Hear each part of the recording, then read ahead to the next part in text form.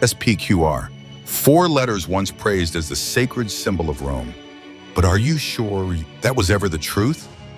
SPQR claimed to stand for the people, but in practice, it served the elite. It was propaganda, a carefully crafted illusion to sanctify conquest, silence dissent, and wrap imperial control in the language of democracy. But somewhere beneath all that marble, another symbol quietly rose. Not the sword, the cross. Rome tried to destroy this faith with iron and fire, but in the end, it was that very faith that buried Rome. Welcome to Shadows of Ancient History. Let's uncover how one of the greatest empires in history was brought to its knees by Christianity, a faith born in catacombs and whispered prayers. Whispers in the catacombs. Long before the cross would stand atop Rome's domes, it flickered in shadows. Christianity arrived in the empire not through conquest, but through conversation. A faith carried by merchants, slaves, women, soldiers, those who walked below the marble. It began in cities like Antioch and Alexandria, passed along in whispers through crowded tenements, fish markets, and the back rooms of taverns. No banners, no temples, just bread, Shana, and a memory of resurrection. To Roman officials, it wasn't alarming at first. Rome tolerated gods the way it tolerated dialects indulgently until they disrupted order. The empire was a mosaic of cults and pantheons.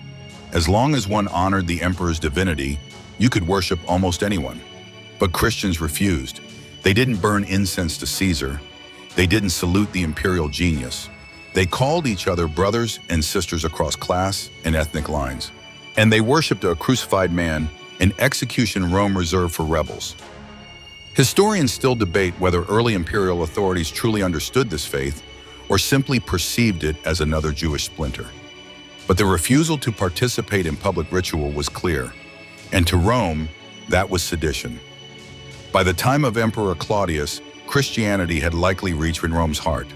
According to the Roman historian Suetonius, a disturbance among the Jewish population, possibly related to a figure named Chrestus, led to their expulsion. Some scholars speculate this may refer to early tensions involving Christians, though the identification remains uncertain. In private homes, Christians celebrated a ritual the empire could not decode. They broke bread, drank wine, and spoke of a death that brought life. Rumors swirled cannibalism, incest, sorcery, but the reality was simpler and more dangerous. They had created a society without Rome. When Nero needed a scapegoat for the Great Fire of 64 CE, he found them.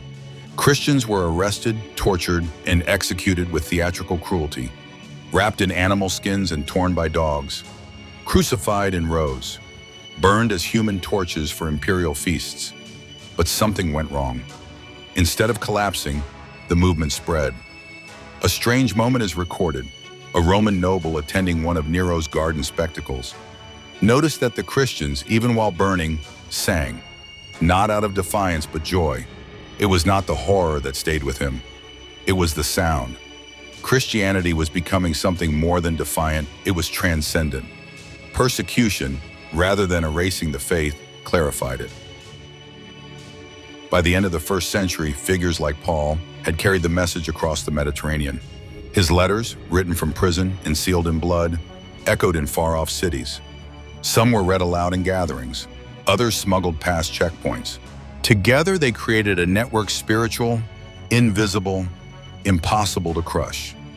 In the dark tunnels of the Roman catacombs beneath the Appian Way, simple symbols were carved. Fish, anchors, a shepherd. They weren't graffiti, they were code. A record of gatherings, baptisms, and names of the dead. Rome's roads carried legions, but those same roads carried the gospel. One lesser-known event happened in 95 CE. Under Emperor Domitian, Flavia Domitilla, a noblewoman possibly connected to the imperial family, was exiled for her faith. Her catacomb later became a revered Christian burial site. The imperial bloodline itself was not immune. The cross was no longer confined to the ghettos. It had slipped into marble halls. And yet Rome didn't strike with full force, not yet. It watched, measured, waited, Because while Christianity still seemed fringe, it carried a different frequency, one not rooted in power, but in purpose. It offered eternal life, not through Caesar, but through sacrifice. And that more than anything threatened the myth of SPQR, because if salvation came from a crucified man, what need was there for empire? But this friction was only the beginning. Soon Rome would escalate its response. Martyrs and machinery. Rome had never feared gods. It feared disruption. And by the 2nd century, Christianity was no longer just a curiosity. It was a pattern. The faith had outlived Nero's gardens, Domitian's purges, and whispers in the slums. It was in letters, homes, and marketplaces. It offered charity where Rome offered coin. It welcomed the sick when Rome feared infection. It refused to kill, even when commanded. And that terrified the system. So the system responded. Under Emperor Trajan, persecution became policy. Not wild or theatrical, but methodical.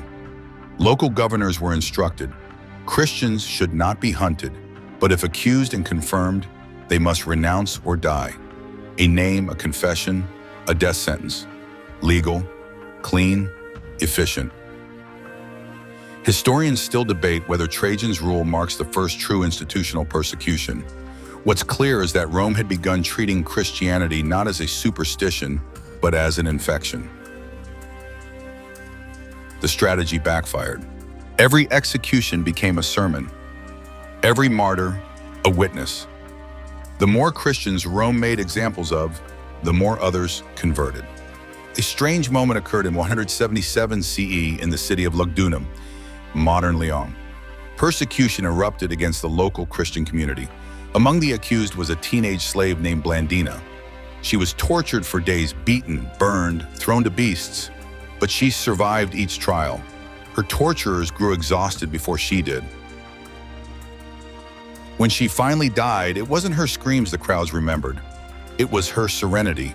Rome had stumbled into something it didn't understand. Power that didn't come from domination. Martyrdom, instead of being a deterrent, became a badge. Christians began recording these deaths, reading them aloud, honoring the names, not as victims, but as victors. The stories traveled faster than swords, and the network grew. Even as emperors rose and fell, Antoninus, Commodus, Septimius, Severus, the faith expanded, often underground, often among the poor, but increasingly among the literate, the mercantile, and even military officers. The empire took notice. Under Emperor Decius in 250 CE, a turning point came. He didn't just arrest Christians, he demanded proof of loyalty. Every citizen was required to perform a sacrifice to the Roman gods and receive a certificate libellus. Without it, you were considered a threat. Some Christians complied, many did not. The prisons filled, bishops vanished, others went into hiding, writing letters from caves and crypts. Communities fractured. Some argued over whether lapsed believers could be forgiven. The faith that had survived persecution now faced internal division, and yet it endured. A strange story emerged from the African provinces. A bishop named Cyprian fled arrest and led his congregation in secret by correspondence. He returned only after the worst had passed, preaching not vengeance, but unity. Then came Valerian. He targeted the church's infrastructure, bishops, priests, deacons. Their executions were swift, their properties seized, but again, something stirred beneath the brutality. Admiration. Even some pagans, watching the Christians die without curses, began to question. And then something unexpected. Valerian was captured in battle by the Persian king Shapur I. The emperor who tried to erase the church vanished into the east. A prisoner. Some later sources, possibly exaggerated or symbolic, claim his skin was used as a trophy, though this remains debated among historians. Rome had struck the cross, and now the blow came back empty. By the time Gallienus reversed the edicts and restored Christian property, it was less an act of mercy than one of necessity. The empire was unraveling. Plagues, inflation, and invasion tore across the borders. Unity was needed, and the Christians, were still standing. A lesser-known but telling event occurred in 303 CE under Diocletian. After years of tolerance, he launched what would become known as the Great Persecution. Churches were destroyed, scriptures burned, clergy imprisoned. It was the last, most organized attempt to purge the faith. And it failed, because the machine was breaking. And Christianity was no longer beneath it, it was within it. Even in Diocletian's own court, his wife and daughter were suspected sympathizers. Some soldiers refused to offer sacrifices. Entire regiments vanished. And one bishop, arrested and tortured, reportedly continued to preach from his cell through a hole in the wall, his words echoing through the stones. Christianity had become the one thing Rome couldn't contain, an idea that didn't need permission to grow. The fires of persecution had forged something Rome could never reverse. Not just a religion, but a revolution in slow motion. Yet despite Rome's efforts, the faith continued to grow, eventually reshaping the empire itself. The faith beneath the ruins. By the early 4th century, Rome's bones were cracking. Plagues had emptied the cities. Trade had slowed. The frontiers bled under barbarian pressure. Civil war followed civil war, with generals crowning themselves emperors faster than sculptors could carve their busts. The machinery of empire groaned with exhaustion. And in the dust of crumbling statues, the church endured.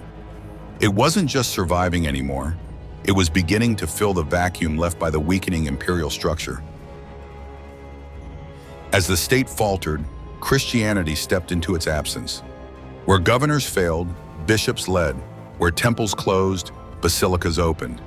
When the sick were abandoned, believers stayed behind to nurse them, sometimes dying beside them. Historians still debate whether Christianity grew because of Roman collapse, or if it helped accelerate that collapse by siphoning loyalty. The truth may lie somewhere in between. But one thing is certain: while Rome's empire cracked above, the church laid foundations below. In cities like Carthage, Antioch, and Alexandria, churches organized food distribution, built orphanages, and recorded births, deaths, and sacraments. Clergy wore no armor, but they held authority first spiritual, then social, and as time went on, political. A strange moment occurred in 311 CE. Galerius, the same emperor who had once led the Great Persecution, fell gravely ill. In his final days, racked with pain, he issued a stunning decree, an edict of toleration. It didn't celebrate the church, but it acknowledged it. He asked Christians to pray for the empire. It was not repentance, but it was a crack in the wall. Within a year, that crack would split open. In the West, Constantine rose. Son of a Caesar, seasoned by battle and raised far from Rome's ceremonial center, he carried a different aura, not just imperial, but mythical. In 312 CE, preparing for war against Maxentius, Constantine claimed to have seen something extraordinary. A vision. In the sky above the setting sun, he saw a symbol, 2 Greek letters intertwined, Chi and Rho, the first letters of Christos. Below it, words he would later claim said, "In this sign, conquer." What happened next altered history. He ordered the symbol to appear on military standards, perhaps even shields, though ancient sources differ on the exact details. Some say they did it out of obedience, others out of fear. They marched into the Battle of the Milvian Bridge under the sign of a faith once persecuted in arenas and now painted on shields. They won, decisively. Maxentius drowned in the Tiber.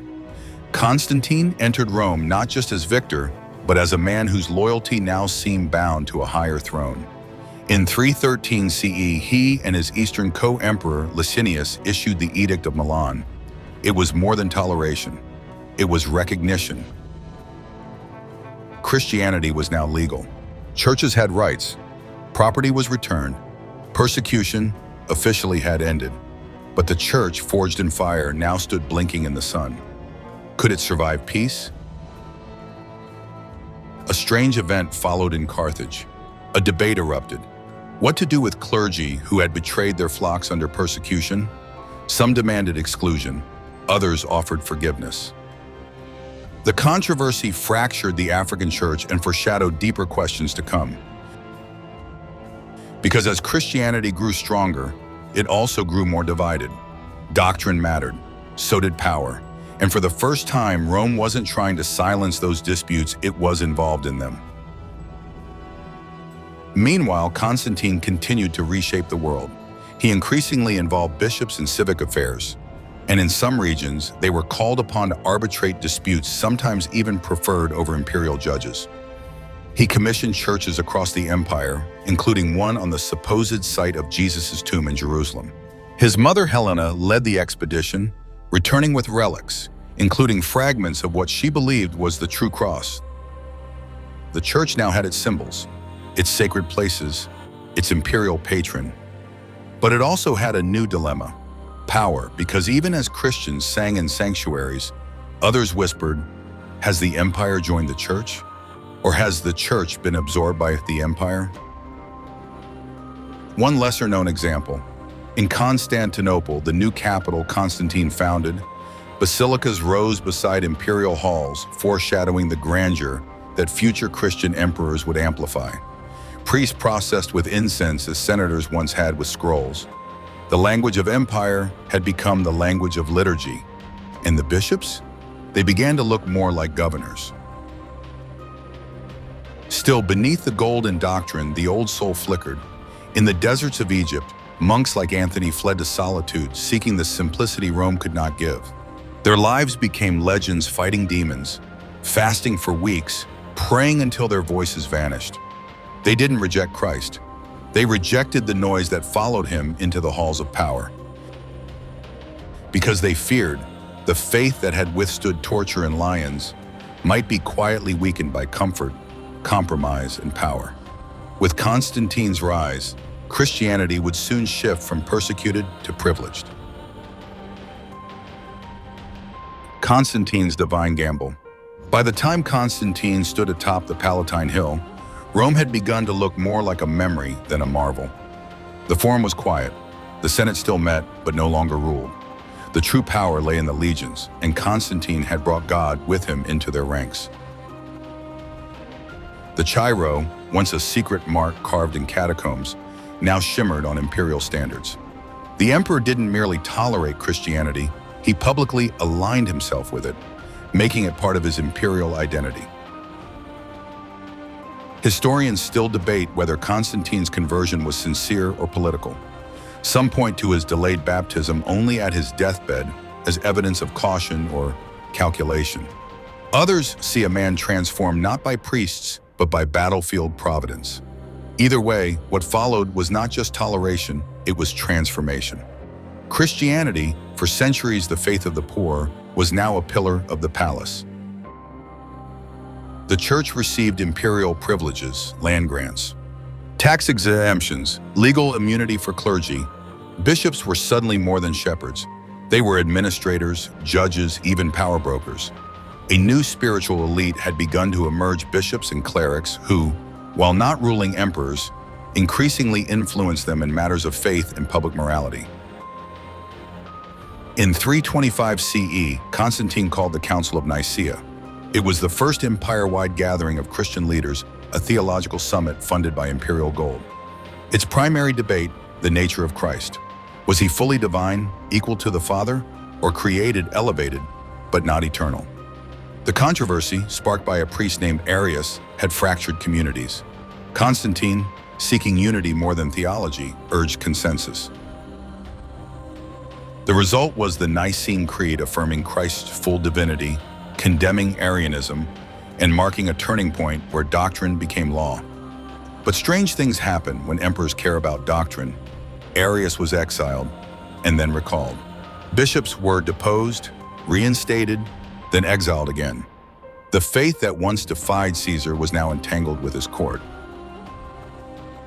A lesser-known moment came when Constantine's own son, Constantius II, more sympathetic to Arian ideas, used his reign to tilt the church eastward. Councils multiplied, creeds clashed, And across the empire, the balance between church and emperor became increasingly blurred, raising a new question. Who now held the higher authority? Meanwhile, Constantine continued his transformation of the physical empire.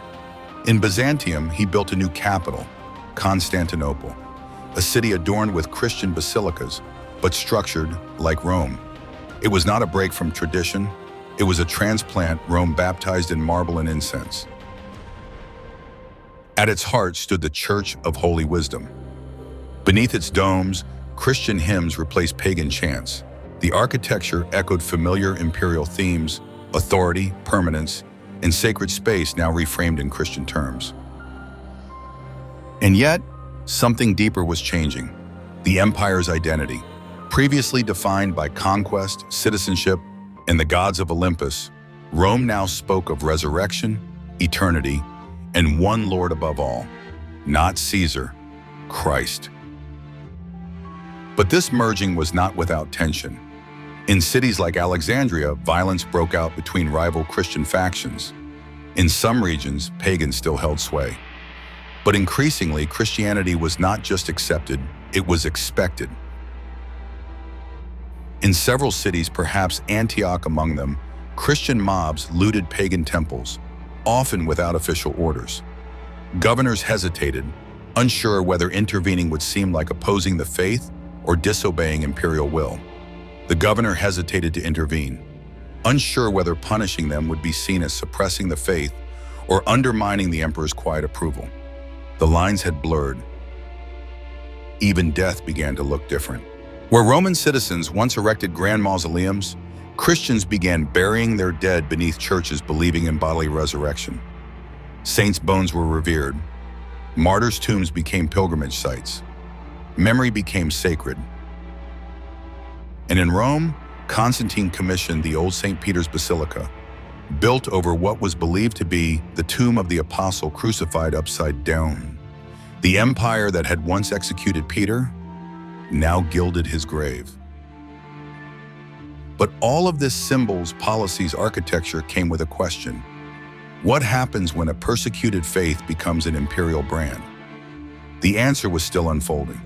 And even as Constantine died wrapped in purple, baptized in the East, buried in a city named after himself, the church he left behind stood at a crossroads. It had gained protection, power, prestige, but in doing so, it had begun to sound less like the carpenter from Nazareth and more like the empire he once defied. This shift from persecuted minority to state religion brought new power and new challenges. Crowned by the cross, by the end of the 4th century, the transformation was complete. The empire that once tried to erase the cross had now stitched it into the fabric of its identity. No longer tolerated, no longer merely preferred. Christianity was now official. In 380 CE, Emperor Theodosius I issued the Edict of Thessalonica declaring Nicene Christianity the sole legitimate religion of the Roman state. All other forms of worship, including rival Christian sects and ancient pagan traditions, were labeled heresies or illegal superstitions. SPQR, once a proud symbol of pagan republican virtue, was gradually overshadowed by the cross. Historians still debate whether this moment represents the ultimate triumph of faith or the final compromise of it. The persecuted church had become the imperial church, but in gaining power, it risked losing purity. Church and state were now mirrors.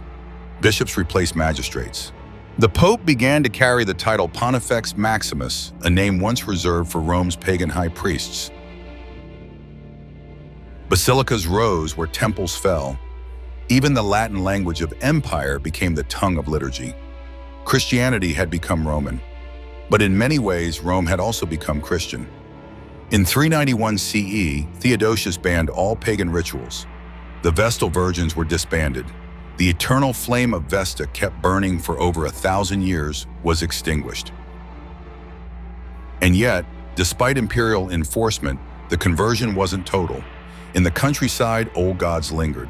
Farmers still muttered oaths to Jupiter before planting. Soldiers carried amulets alongside crosses. In hidden groves and mountain shrines, the rites of the ancestors resisted erasure. A strange moment occurred in 394 CE during the Battle of the Frigidus. Theodosius's army, fighting against a pagan rival, marched under Christian banners. A sudden windstorm crippled the enemy's archers, interpreted by many as divine favor. The last major pagan resistance collapsed. Rome had made its choice, but the cost of that choice was becoming visible. Once the church had been a movement of fishermen, martyrs, and mystics.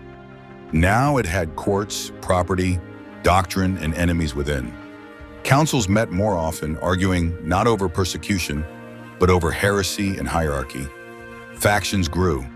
East and West began to drift apart, not just geographically, but theologically. In Constantinople, the emperor sat above the bishops. In Rome, the bishop began to speak for the emperor. The old empire, stretched across languages and loyalties, now wore a new face, but its heart still beat for control. And yet, something unexpected happened. Rome began to fall, not to Christians, not to heretics, but to invaders who neither feared the cross nor revered the eagle. In 410 CE, the Visigoths sacked Rome. It was the first time in 800 years the city had fallen to foreign hands. Panic spread. People blamed the Christians. "We turned our back on the gods," they cried, and they turned their backs on us. In the years following the sack of Rome in 410 CE, St. Augustine began writing the City of arguing that no earthly city, even Rome, was eternal. Only the divine city of God would endure.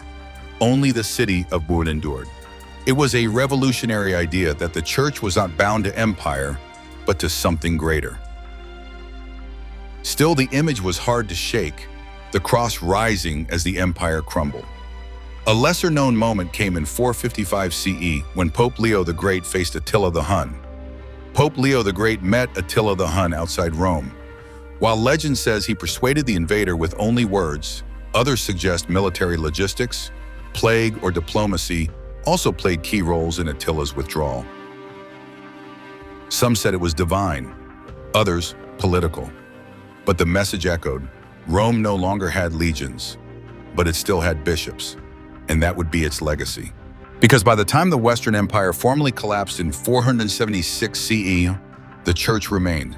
In villages, in cities, in the ruins, it held the memory of order, the habits of administration, the symbols of hope. The cross had once been a sign of execution. Now it was stitched into flags, etched into rings, raised atop every hill where once an eagle had flown. SPQR was gone, but the church endured. Yet in enduring, it had become something else. No longer just a body of believers, but a system, a culture, a kingdom. And in its triumph, it carried the paradox that the faith of the crucified had become the crown of kings. So now let the echo fade, let the marble turn to dust, let SPQR rest in its stone silence. Because what began with a whisper in the catacombs ended with a crown on the altar. Rome, the empire of legions, temples, and law, did not fall in a single night. It bled slowly until the only thing left standing was the faith it once tried to erase. But the cross that rose from those ashes was not the same cross that had wept in Gethsemane. It wore robes now. It settled disputes. It stood beside emperors. And yet, beneath the incense in Latin, beneath the councils and crowns, something still flickered. A remnant, a memory, of the girl in Lyon who sang as she died, of the bishop who forgave his betrayers, of the soldier who painted a secret symbol on his shield before marching into the unknown. Because history is not made only by rulers. Sometimes it is made by the quiet, the faithful, the broken. Rome built roads, walls, and legends. But the Christians built something else. Not with swords, not with stone, but with love, with memory, with sacrifice. So when you see SPQR carved into an ancient arch or stamped on a coin, remember, it once meant Senate and people. But for a fleeting, irreversible moment, it meant suffering, prayer, quiet power. It meant the cross. Not conquered, but embraced. Not erased, but transformed.